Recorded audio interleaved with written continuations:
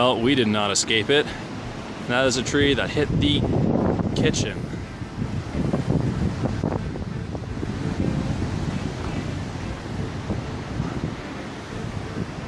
Thankfully, that's the only tree that can really reach our house. Well, except for that big one. The winds are going away from us towards that tree. Jesus.